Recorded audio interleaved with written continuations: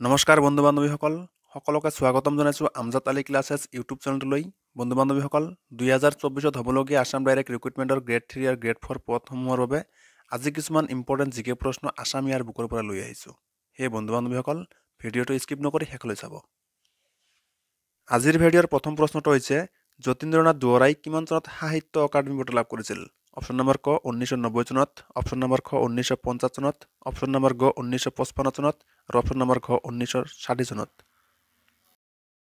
তো বন্ধু বান্ধৱীসকল যতীন্দ্ৰনাথ দুৱৰাই 1955 চনত সাহিত্য অকাডেমি বঁটা লাভ কৰিছিল তো ইয়াৰ শুদ্ধ উত্তৰটো হ'ব অপশ্যন নম্বৰ গ 1955 চন নেক্সট প্ৰশ্ন অসম সাহিত্য সভাৰ প্ৰথম মহিলা সভাপতি কোন অপশ্যন নম্বৰ ক মীৰা শৰ্মা অপশ্যন নম্বৰ খ ৰজনীপ্ৰভা শইকীয়া অপশ্যন নম্বৰ গ নলিনীবালা দেৱী আৰু অপশ্যন নম্বৰ ক পাৰুল দাস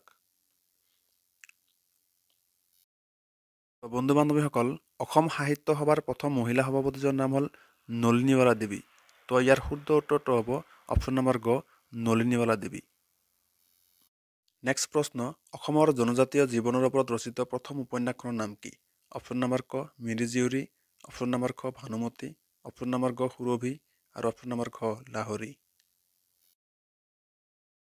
তো বন্ধু বান্ধৱীসকল অসমৰ জনজাতীয় জীৱনৰ ওপৰত ৰচিত প্ৰথম উপন্যাসখনৰ নাম হ'ল মিৰি জীয়ৰী তো ইয়াৰ শুদ্ধ উত্তৰটো হ'ব অপশ্যন নম্বৰ ক মিৰি জীয়ৰী নেক্সট প্ৰশ্ন অসমীয়াত প্ৰথম আধুনিক নাটক কোনখন অপশ্যন নম্বৰ ক ৰাম নৱমী অপশ্যন নম্বৰ খ জীৱন চৰিত্ৰ অপশ্যন নম্বৰ গ কথা গীতা আৰু অপশ্যন নম্বৰ খ ধৰ্মপুস্তক তো বন্ধু বান্ধৱীসকল অসমীয়াত প্ৰথম আধুনিক নাটকখনৰ নাম হ'ল ৰাম নৱমী তো ইয়াৰ শুদ্ধ উত্তৰটো হ'ব অপশ্যন নম্বৰ ক ৰাম নৱমী নেক্সট প্ৰশ্ন অসমীয়াত প্ৰকাশিত প্ৰথম উপন্যাস কোনখন অপশ্যন নম্বৰ ক লাহৰী অপশ্যন নম্বৰ খ সুৰভি অপশ্যন নম্বৰ গ কথা গীতা আৰু অপশ্যন নম্বৰ খ বনফুল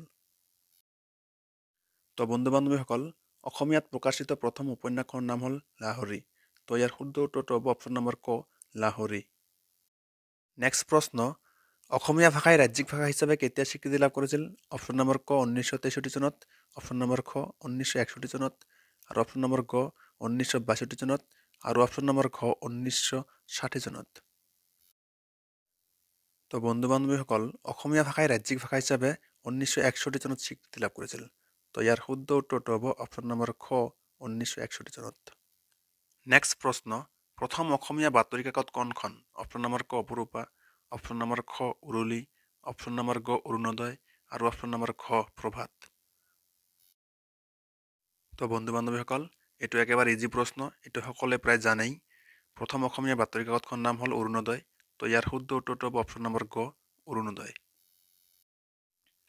নেক্সট প্ৰশ্ন অসমৰ বাহিৰত প্ৰকাশিত প্ৰথম অসমীয়া আলোচনী কোনখন অপশ্যন নম্বৰ ক নৱযুগ অপশ্যন নম্বৰ খ জোনাকী অপশ্যন নম্বৰ ক বিন্দু আৰু অপশ্যন নম্বৰ খ খৰজ্যোতি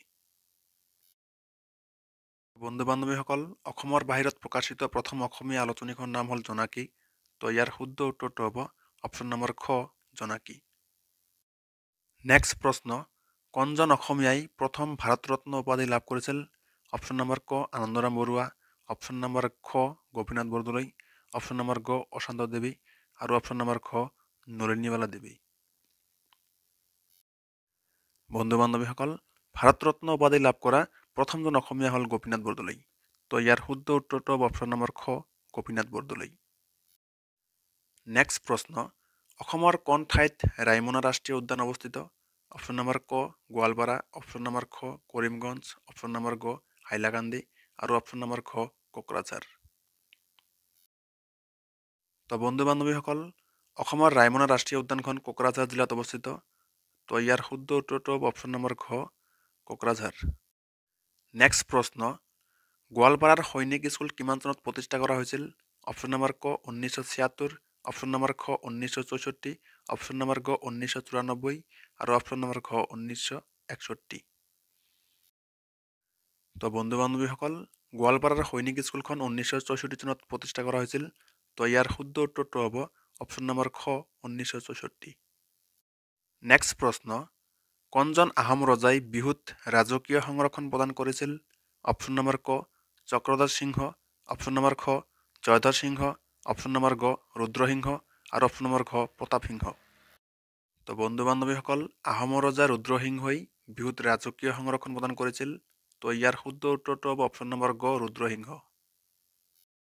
নেক্সট প্ৰশ্ন, কণজন অসমীয়া কবিক কবিৰজা বুলি জনা যায়? অপশ্যন নম্বৰ ক হেম সৰস্বতী, অপশ্যন নম্বৰ খ মাধৱ কন্দলী, অপশ্যন নম্বৰ গ মাধৱদেৱ আৰু অপশ্যন নম্বৰ খ মহিম বৰা। তো বন্ধু বান্ধৱীসকল, কবিৰজা বুলি মাধৱ কন্দলীক কোৱা হয়।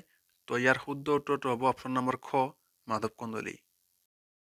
নেক্সট প্ৰশ্ন, অসমীয়া কেলেণ্ডাৰৰ কোনটো মাহত 32 দিন থাকে? অপশ্যন নম্বৰ ক বহাগ, অপশ্যন নম্বৰ খ জেঠ, অপশ্যন নম্বৰ গ আহাৰ আৰু অপশ্যন নম্বৰ খ কাতি। তো বন্ধু বান্ধৱীসকল, অসমীয়া কেলেণ্ডাৰৰ আহাৰ মাহত 32 দিন থাকে। তো ইয়াৰ শুদ্ধ উত্তৰটো হ'ব অপশ্যন নম্বৰ গ আহাৰ। নেক্সট প্ৰশ্ন, অসমৰ পৰা কোনে বিখ্যাত দাণ্ডি যাত্ৰাত অংশগ্ৰহণ কৰিছিল? অপশ্যন নম্বৰ ক নবীন চন্দ্ৰ বৰদলৈ, অপশ্যন নম্বৰ খ তৰুণ ৰাম ফুকন, অপশ্যন নম্বৰ গ কুলধৰ শইকীয়া আৰু অপশ্যন নম্বৰ খ লীলাধৰ বৰুৱা। তো বন্ধু বান্ধৱীসকল, অসমৰ পৰা দাণ্ডি যাত্ৰাত অংশগ্ৰহণ কৰা ব্যক্তিজন আছিল লীলাধৰ বৰুৱা। তো ইয়াৰ শুদ্ধ উত্তৰটো হ'ব অপশ্যন নম্বৰ খ লীলাধৰ বৰুৱা। নেক্সট প্ৰশ্ন, অসম বিধানসভাৰ প্ৰথম অধ্যক্ষ কোন? অপশ্যন নম্বৰ ক তৰুণ ৰাম ফুকন, অপশ্যন নম্বৰ খ বসন্ত দাস, অপশ্যন নম্বৰ গ গোপীনাথ বৰদলৈ আৰু অপশ্যন নম্বৰ খ ৰেণুকা দেৱী। বন্ধু বান্ধৱীসকল, অসম বিধানসভাৰ প্ৰথম অধ্যক্ষজন আছিল বসন্ত দাস। তো ইয়াৰ শুদ্ধ উত্তৰটো হ'ব অপশ্যন নম্বৰ খ বসন্ত দাস। নেক্সট প্ৰশ্ন, জোনাকী কাকতৰ প্ৰথম সম্পাদকজনৰ নাম কি? অপশ্যন নম্বৰ ক চন্দ্ৰকুমাৰ আগৰৱালা, অপশ্যন নম্বৰ খ নৱকান্ত বৰুৱা, অপশ্যন নম্বৰ গ লক্ষ্মীনাথ বেজবৰুৱা আৰু অপশ্যন নম্বৰ খ তীৰ্থনাথ শৰ্মা। বন্ধু বান্ধৱীসকল, জোনাকী কাকতৰ প্ৰথম সম্পাদকজনৰ নাম হ'ল চন্দ্ৰকুমাৰ আগৰৱালা। তো ইয়াৰ শুদ্ধ উত্তৰটো হ'ব অপশ্যন নম্বৰ ক চন্দ্ৰকুমাৰ আগৰৱালা। নেক্সট প্ৰশ্ন, অসম সাহিত্য সভাৰ প্ৰথম সভাপতি কোন? অপশ্যন নম্বৰ ক ভৱেন্দ্ৰনাথ শইকীয়া, অপশ্যন নম্বৰ খ নীলমণি ফুকন, অপশ্যন নম্বৰ গ পদ্মনাথ গোহাঁই বৰুৱা আৰু অপশ্যন নম্বৰ খ হোমেন বৰগোহাঁই। তো বন্ধু বান্ধৱীসকল, অসম সাহিত্য সভাৰ প্ৰথম সভাপতি হ'ল পদ্মনাথ গোহাঁই বৰুৱা। তো ইয়াৰ শুদ্ধ উত্তৰটো হ'ব অপশ্যন নম্বৰ গ পদ্মনাথ গোহাঁই বৰুৱা। নেক্সট প্ৰশ্ন, অসম বিধানসভাৰ আসন কিমান? অপশ্যন ক 120, অপশ্যন খ 126, অপশ্যন গ 130 আৰু অপশ্যন খ 107। তো বন্ধু বান্ধৱীসকল, অসম বিধানসভাৰ আসন হ'ল 126। তো ইয়াৰ শুদ্ধ উত্তৰটো হ'ব অপশ্যন নম্বৰ খ 126। নেক্সট প্ৰশ্ন, প্ৰথম অসমীয়া ক্ষুদ্ৰ আলোচনী কোনখন? অপশ্যন নম্বৰ ক প্ৰভাত, অপশ্যন নম্বৰ খ জোনাকী, অপশ্যন নম্বৰ গ কাৰ্টুন আৰু অপশ্যন নম্বৰ খ বিন্দু। বন্ধু বান্ধৱীসকল, প্ৰথম অসমীয়া ক্ষুদ্ৰ আলোচনীখনৰ নাম হ'ল বিন্দু। তো ইয়াৰ শুদ্ধ উত্তৰটো হ'ব অপশ্যন নম্বৰ খ বিন্দু। নেক্সট প্ৰশ্ন, গ্ৰেজুৱেট ডিগ্ৰী লাভ কৰা অসমৰ প্ৰথম ব্যক্তি কোন? অপশ্যন নম্বৰ ক অচ্যুত শইকীয়া, অপশ্যন নম্বৰ খ গোপীনাথ বৰদলৈ, অপশ্যন নম্বৰ গ আনন্দৰাম বৰুৱা আৰু অপশ্যন নম্বৰ খ ইয়াৰ এটাও নহয়। তো বন্ধু বান্ধৱীসকল, গ্ৰেজুৱেট ডিগ্ৰী লাভ কৰা অসমৰ প্ৰথমজন ব্যক্তি হ'ল আনন্দৰাম বৰুৱা। তো ইয়াৰ শুদ্ধ উত্তৰটো হ'ব অপশ্যন নম্বৰ গ আনন্দৰাম বৰুৱা। নেক্সট প্ৰশ্ন, সাহিত্য অকাডেমি বঁটা লাভ কৰা প্ৰথমজন অসমীয়া ব্যক্তি কোন? অপশ্যন নম্বৰ ক যতীন্দ্ৰনাথ দুৱৰা, অপশ্যন নম্বৰ খ হীৰেণ গোহাঁই, অপশ্যন নম্বৰ গ যোগেশ দাস আৰু অপশ্যন নম্বৰ খ ভৱেন বৰুৱা। তো বন্ধু বান্ধৱীসকল, সাহিত্য অকাডেমি বঁটা লাভ কৰা প্ৰথমজন অসমীয়া ব্যক্তিজনৰ নাম হ'ল যতীন্দ্ৰনাথ দুৱৰা। তো ইয়াৰ শুদ্ধ উত্তৰটো হ'ব অপশ্যন নম্বৰ ক যতীন্দ্ৰনাথ দুৱৰা। নেক্সট প্ৰশ্ন, প্ৰথম অসমীয়া মহিলা আলোচনী কোনখন? অপশ্যন নম্বৰ ক জোনাকী, অপশ্যন নম্বৰ খ বিন্দু, অপশ্যন নম্বৰ গ লাহৰী আৰু অপশ্যন নম্বৰ খ ঘৰজেউতি। তো বন্ধু বান্ধৱীসকল, প্ৰথম অসমীয়া মহিলা আলোচনীখনৰ নাম হ'ল ঘৰজেউতি। তো ইয়াৰ শুদ্ধ উত্তৰটো হ'ব অপশ্যন নম্বৰ খ ঘৰজেউতি। নেক্সট প্ৰশ্ন, অসমৰ বাহিৰত প্ৰকাশিত প্ৰথম অসমীয়া আলোচনী কোনখন? অপশ্যন নম্বৰ ক নৱযুগ, অপশ্যন নম্বৰ খ জোনাকী, অপশ্যন নম্বৰ গ বিন্দু আৰু অপশ্যন নম্বৰ খ ঘৰজেউতি। বন্ধু বান্ধৱীসকল, অসমৰ বাহিৰত প্ৰকাশিত প্ৰথম অসমীয়া আলোচনীখনৰ নাম হ'ল জোনাকী। তো ইয়াৰ শুদ্ধ উত্তৰটো হ'ব অপশ্যন নম্বৰ খ জোনাকী। নেক্সট প্ৰশ্ন, অৰুণোদয় কিমান চনত প্ৰকাশিত হৈছিল?